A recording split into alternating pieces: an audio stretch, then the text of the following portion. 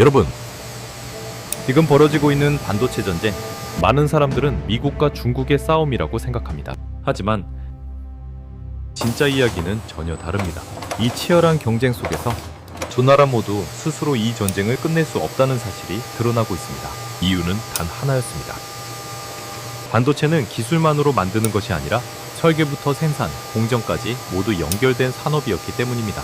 그리고 그 중심에 절대 빠질 수 없는 나라가 있었습니다. 싸우고 있지만 결국 의존할 수밖에 없는 나라. 그 이름이 한국이었습니다. 본문 전에 구독과 좋아요 부탁드립니다. 저는 미국 국방부 조달 분석관으로 15년을 일했습니다. 무기가 어디서 만들어지고 어디로 가고 얼마나 빨리 움직이는지를 분석하는 일이에요. 그날도 마찬가지였습니다. 우크라이나 전쟁 피해 현황 분기 보고서를 열었어요. 민간 피해, 인프라 손실, 경제적 타격, 수백 페이지 분량의 데이터가 빼곡했죠.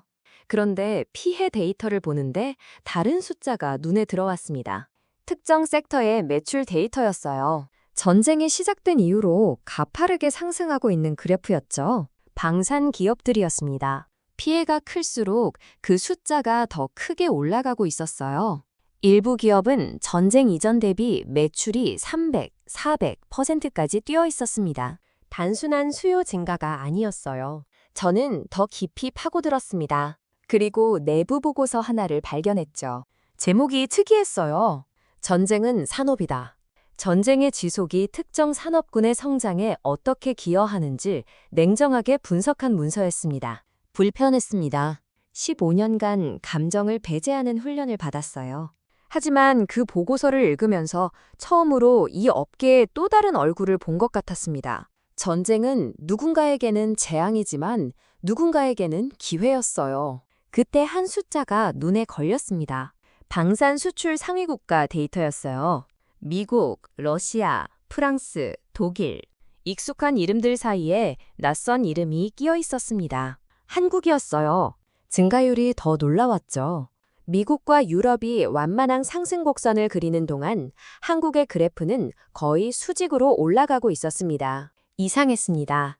한국은 방산 강국이 아니었어요. 적어도 제가 알던 한국은 그렇지 않았습니다. 미국의 군사 동맹국이고 북쪽에 불안한 이웃을 둔 나라. 무기를 만드는 나라가 아니라 무기가 필요한 나라라는 인식이었죠. 그런데 데이터는 다른 이야기를 하고 있었어요. 조용히, 그러나 빠르게 세계가 주목하기 시작한 공급자가 있었습니다.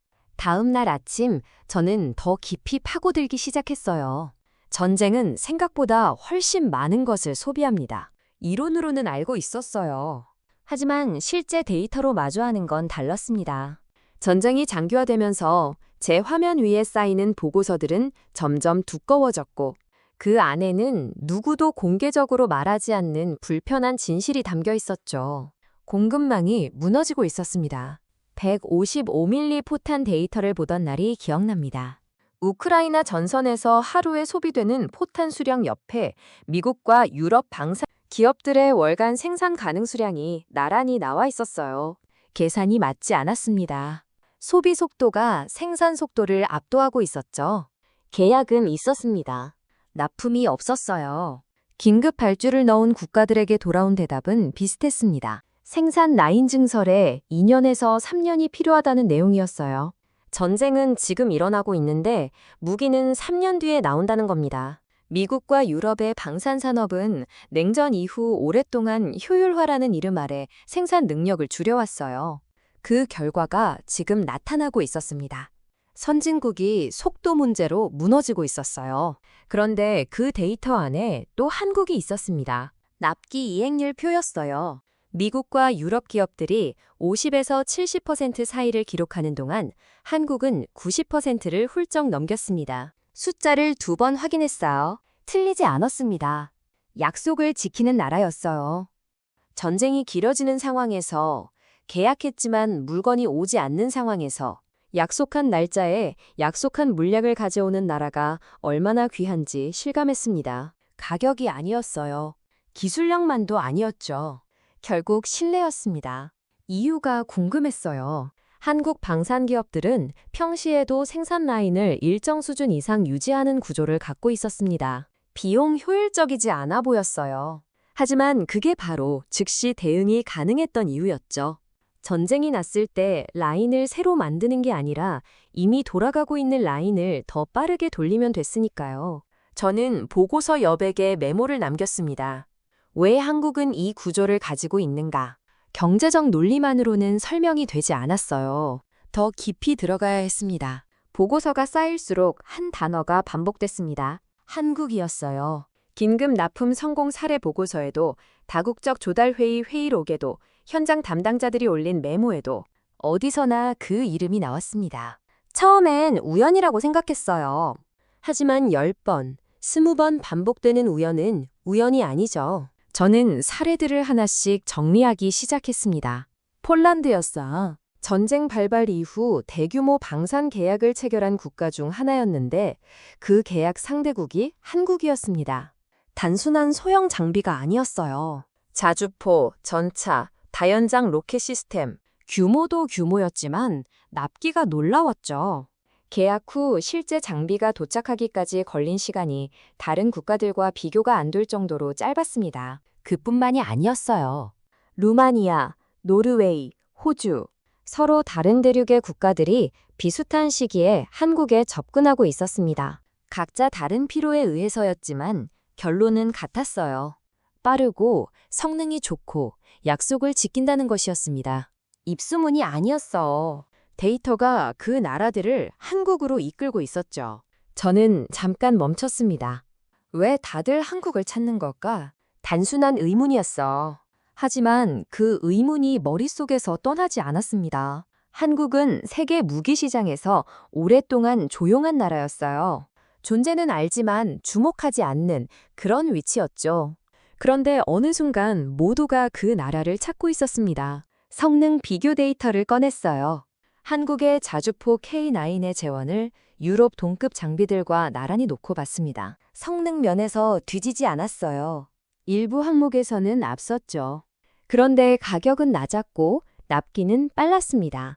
방산시장에서 이 세 가지를 동시에 만족하는 제품은 드물어요. 보통은 하나를 얻으면 하나를 잃는 구조였으니까요. 한국은 그 공식을 깨고 있었습니다. 흥미로운 자료가 하나 더 나왔어요. 여러 국가의 조달 담당자들이 한국을 방문한 기록이었습니다. 공식 방문도 있었고 비공식 실사도 있었어요. 그 담당자들이 본국에 제출한 보고서들을 보면 비슷한 표현이 반복됐습니다. 예상보다 훨씬 앞서 있다는 내용이었어요. 기대치가 낮았던 겁니다. 한국에 대한 선입견이 있었던 거예요. 저도 마찬가지였고 다른 나라 조달 담당자들도 마찬가지였습니다. 직접 보기 전까지는요. 그런데 직접 본 사람들은 달라졌어요. 보고서의 톤이 방문 전과 방문 후가 확연히 달랐습니다. 저는 결정했어요. 직접 가봐야겠다고요. 숫자만으로는 부족했습니다. 왜 한국인지, 어떻게 이게 가능한지 데이터가 설명해주지 못하는 부분이 있었어요. 그 답은 현장에 있을 것 같았습니다. 서울행 항공편을 검색했어요. 서울은 제가 상상했던 것과 달랐습니다. 현대적이고 빠른 도시라는 건 알고 있었어요. 하지만 직접 마주한 서울은 그 이상이었습니다. 공항에서 시내로 이동하는 동안 창밖으로 펼쳐지는 풍경이 낯설면서도 익숙했어요. 질서 있고 깔끔하고 모든 것이 빠르게 움직이고 있었습니다. 첫 번째 방문지는 경기도에 위치한 방산 기업이었어요. 사전에 공식 방문 일정을 조율했습니다. 한국 측 담당자가 공장 입구에서 기다리고 있었어요. 박준혁 씨였습니다. 영어가 유창했고 질문에 막힘이 없었어요. 안내를 받으며 생산시설 안으로 들어섰습니다. 멈칫했어요. 라인이 돌아가고 있었습니다. 풀 가동이었어요. 평일 오전이었는데도 시설 전체가 쉬지 않고 움직이고 있었죠. 작업자들이 분주하게 움직였고 컨베이어는 멈추지 않았습니다. 소음도 있었고 열기도 있었어요. 살아있는 공장이었습니다. 박준혁 씨가 설명했어요. 지금 이 라인은 6개월째 풀가동 중이라고요. 저는 속으로 계산했습니다. 제가 분석했던 유럽 방산기업들의 상황과 비교가 됐어요. 그쪽은 라인을 증설하는데 2년이 필요하다고 했죠? 이쪽은 이미 6개월째 돌아가고 있었습니다. 다음으로 계약 관리 시스템을 봤어요. 계약이 들어오면 어떻게 처리되는지 흐름을 보여줬습니다. 수주에서 생산 배정, 품질 검수, 납품 일정 확정까지 단계별로 정리된 시스템이었어요. 군더더기가 없었습니다. 불필요한 승인 단계도 없었어요. 빠르게 결정하고 빠르게 움직이는 구조였죠. 박준혁 씨가 덧붙였습니다. 납기를 맞추는 게 저희 최우선이에요. 당연한 말처럼 들렸어요. 하지만 당연하지 않았습니다. 제가 분석한 다른 나라 기업들에서는 납기보다 내부 절차가 우선인 경우가 많았거든요. 이곳은 달랐어요. 납기가 시스템의 중심에 있었습니다. 오후에는 실제 납품 사례를 검토했어요. 폴란드 계약건이었습니다. 계약 체결일로부터 첫 납품일까지의 기록이 문서로 정리되어 있었어요. 저는 날짜를 확인하면서 놀랐습니다. 다른 국가 사례들과 비교했을 때 절반도 안 되는 시간이었어요. 어떻게 가능한 겁니까? 제가 물었어요. 박준혁 씨가 잠깐 생각하더니 대답했습니다. 저희는 항상 준비되어 있었거든요. 짧은 말이었어요. 하지만 그 말이 머릿속에서 오래 맴돌았습니다. 항상 준비되어 있었다. 이건 기업의 이야기가 아니었어요. 국가의 이야기였습니다. 한국은 수십 년간 전쟁의 위협 속에서 살아온 나라예요. 그 긴장감이 산업 구조 안에 녹아들어 있었던 거죠. 위기를 대비하는 것이 일상이 된 나라. 그래서 실제 위기가 왔을 때 가장 먼저 움직일 수 있었던 겁니다. 돌아오는 차 안에서 메모를 정리했습니다. 이건 산업이 아니에요. 전쟁 시스템입니다.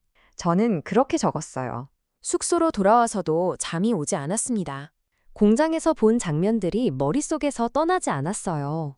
풀가동 중인 라인, 막힘없는 시스템, 납기를 중심에 놓는 문화. 하나하나는 설명이 됐습니다. 하지만 그것들이 왜 한국에 있는지는 아직 설명이 안 됐어요. 다음 날 아침, 저는 자료를 다시 펼쳤습니다. 한국의 방위산업 역사부터 훑었어요. 60년대, 70년대, 한국이 방산기업을 키우기 시작한 시기였습니다. 그때 한국의 상황이 어땠는지도 같이 봤어요. 전쟁이 끝난 지 얼마 되지 않은 나라였습니다. 폐허에서 시작한 나라였죠. 그런데 그 시기에 이미 자체 무기 생산 체계를 구축하려 했어요. 이유는 단순했습니다. 아무도 믿을 수 없었기 때문이죠. 동맹이 있었지만 완전히 의존할 수는 없었어요. 언제 상황이 바뀔지 몰랐습니다. 그래서 스스로 만들어야 했던 거예요. 필요해서 시작된 산업이었습니다. 생존을 위한 선택이었죠. 그 선택이 수십 년을 이어왔어요. 한국의 방산 기업들은 민간 기업이지만 국가 안보와 연결된 구조로 운영됩니다. 평시에도 일정 수준의 생산 능력을 유지해야 하는 의무가 있어요. 비용이 들더라도요. 다른 나라였다면 효율화를 이유로 줄이지 않았습니다. 북쪽이 있었기 때문이에요. 휴전선에서 불과 몇십 킬로미터 떨어진 수도, 언제든 상황이 바뀔 수 있다는 긴장감. 한국 사람들에게 그건 뉴스 속 이야기가 아니었습니다. 일상이었어요. 그 일상이 산업 구조에 반영된 거였죠. 오후에 방산연구소 관계자를 만났어요. 이름은 최재원 박사였습니다. 저는 물었어요. 한국이 이 속도를 유지할 수 있는 근본적인 이유가 뭐라고 생각하십니까? 최재원 박사가 잠깐 생각했어요. 그리고 말했습니다. 저희는 한 번도 전쟁이 끝났다고 생각한 적이 없어요. 짧은 문장이었습니다. 하지만 묵직했어요. 저는 받아 적으면서 손이 잠깐 멈췄습니다. 그 말이 모든 걸 설명해줬어요. 미국과 유럽은 냉전이 끝난 뒤 전쟁이 멀어졌다고 느꼈습니다. 그래서 생산 라인을 줄이고 재고를 낮추고 효율을 택했어요. 합리적인 선택이었죠. 하지만 한국은 달랐습니다. 전쟁이 끝나지 않은 나라였어요. 그래서 멈추지 않았던 겁니다. 위기를 일상으로 만든 나라였어요. 그리고 그 일상이 전 세계가 위기를 맞았을 때 가장 강력한 경쟁력이 됐습니다. 준비된 나라만이 기회를 잡는다는 말이 있어요. 한국은 준비를 선택한 게 아니었습니다. 준비할 수밖에 없었던 거예요. 그런데 그 어쩔 수 없는 선택이 지금 세계에서 가장 값진 자산이 됐습니다. 숙소로 돌아오는 길에 한강을 지났어요. 강이 조용히 흐르고 있었습니다. 이 나라가 걸어온 시간이 느껴지는 것 같았어요. 저는 창밖을 보면서 생각했습니다. 이 나라를 너무 몰랐다고요. 워싱턴으로 돌아왔습니다. 보고서를 다시 썼습니다. 반박에 대비해서 더 촘촘하게 만들었어요. 감정이 들어갈 틈이 없도록 데이터만으로 채웠습니다. 한국의 납기 이행률, 생산 가능 수량, 단가 비교, 지정학적 리스크 분석까지 반론이 나올 수 있는 부분마다 근거를 붙였어요. 그리고 다시 발표 요청을 했습니다. 이번엔 자리가 달랐어요. 조달 부서장급이 모이는 회의였습니다. 더 높은 자리였고 더 조용한 분위기였어요. 저는 처음부터 끝까지 데이터로만 말했습니다. 감정도 없었고 주장도 최소화했어요. 숫자가 스스로 말하게 뒀죠. 발표가 끝나고 침묵이 흘렀어요. 부서장 중 한 명이 입을 열었습니다. 토머스 웨인이었어요. 20년 넘게 조달 분야에 있던 사람이었죠. 그가 물었습니다. 현재 한국과 동시에 접촉 중인 국가가 몇 개나 됩니까? 저는 대답했어요. 확인된 것만 12개국입니다. 웨인이 자료를 내려다봤어요. 잠깐의 침묵이 있었습니다. 그리고 옆자리 담당자와 짧게 눈을 맞췄죠. 저는 그 순간을 놓치지 않았어요. 분위기가 바뀌고 있었습니다. 12개국이 동시에 움직이고 있었어요. 그 말이 회의실 안에서 무게를 가졌습니다. 한국을 선택하느냐 마느냐의 문제가 아니었어요. 늦으면 자리가 없어지는 상황이었죠. 방산시장에서 공급자가 부족할 때 먼저 계약한 나라가 먼저 받습니다. 당연한 논리였어요. 그리고 그 논리가 회의실 안의 공기를 바꿨습니다. 결정이 났어요.